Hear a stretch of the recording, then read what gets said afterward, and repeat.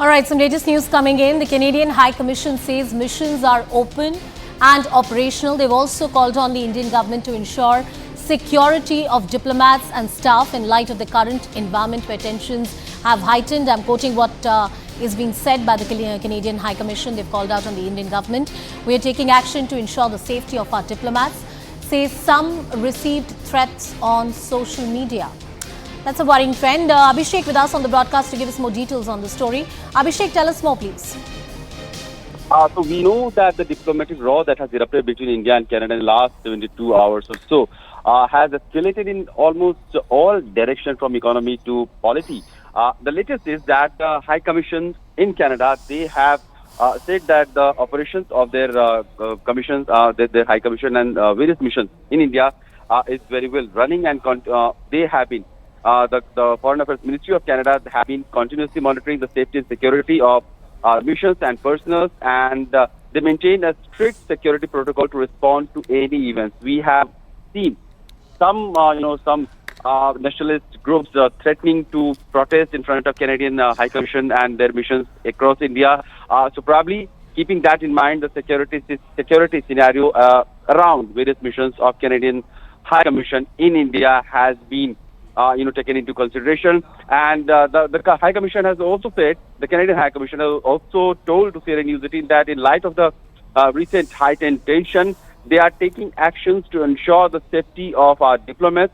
With our diplomats having received threats on various social media platforms, Global Affairs Canada is assessing its staff complement in India. So their composition, their deputation, their official work, that is also being reassessed and repositioned because of the current security scenario. Their movement will have some bearing because of the increased security protocols. That is what we are learning right now.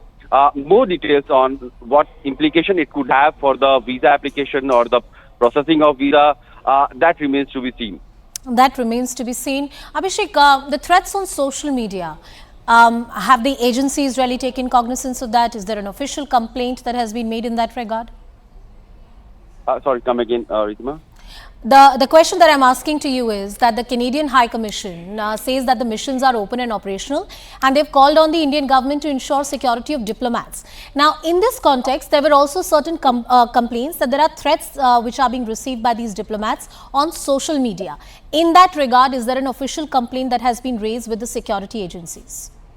The security, the security scenario, security protocol remains very, hidden, and they don't divulge much details on that. But the Canadian High Commission has said that as a result of the heightened tension and as an abundance of caution, they have decided to temporarily adjust staff presence in India.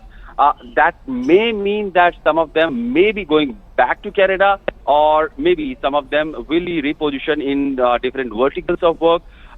Some works may be reduced, or some work may be taken on more urgent basis. The security protocol will guide some of the deputation.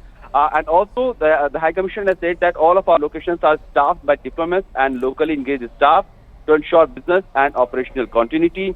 And the Foreign Affairs Ministry of Canada, the Global Affairs Canada, they will continue to take all appropriate measures to protect the health and safety of all our personnel, including locally engaged staff.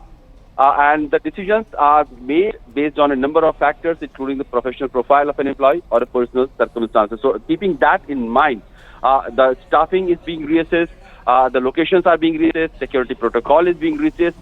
How much of assurances they have got from the Indian government, that has not been told. But we know that some of the reports in Canadian media has said that Canada has kind of conveyed the Vienna Convention, under which the host country is supposed to protect and ensure the safety and security of all the diplomats of the guest country. So in that sense, Indian government is liable to ensure the safety and security of all the Canadian diplomats present in India, and is mandated by the Vienna Protocol, to which India is also free.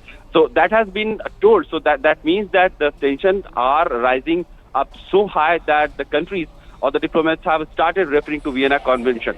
And that is not very good sign for the bilateral ties, if we could say, between India and Canada. Abhishek, getting us all those details. Mr. Sushant Sareen, who's a security expert, is also joining us on the broadcast. Mr. Sareen, good afternoon. Thank you so much for speaking with us. The Canadian High Commission issuing the statement in saying that in the light of the current environment, we are taking action to ensure safety of our diplomats. And they're also talking about certain threats that have been received on social media. It's indeed an escalation. How severe? No, the escalation is very clearly happening, and it's the Canadians who are responsible for the escalation that has taken place.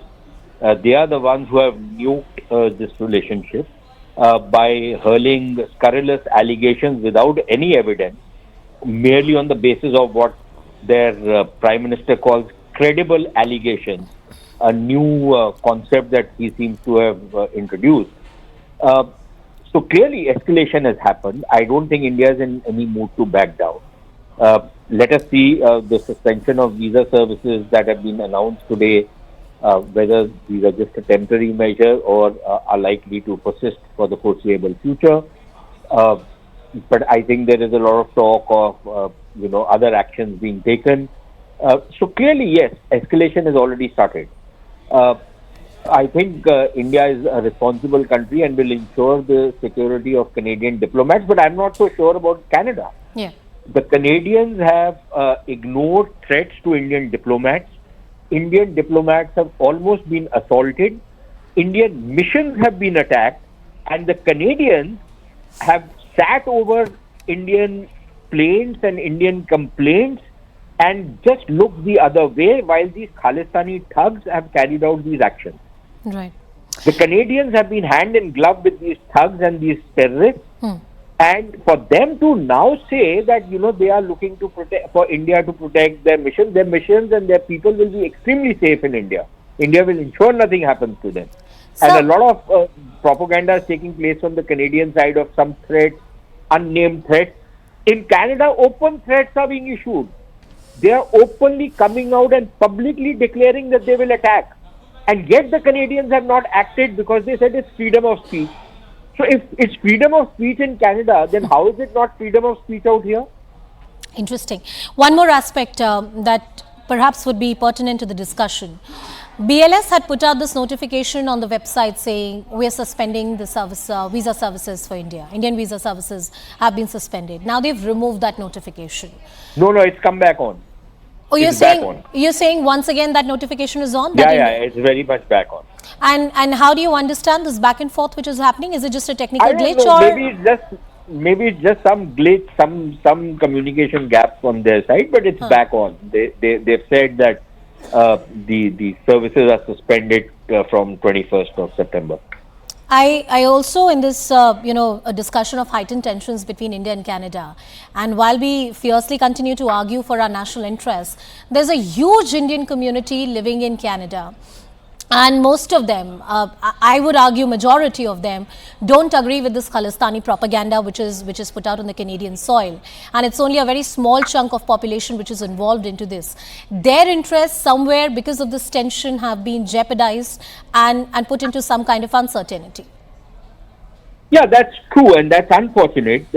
Things should have never reached such a pass between India and Canada. We are after all not supposed to be hostile countries, but if Canada allows a climate of impunity to terrorists and gangsters who carry out gangland killings in India and carry out all kinds of nefarious mafia activity in India.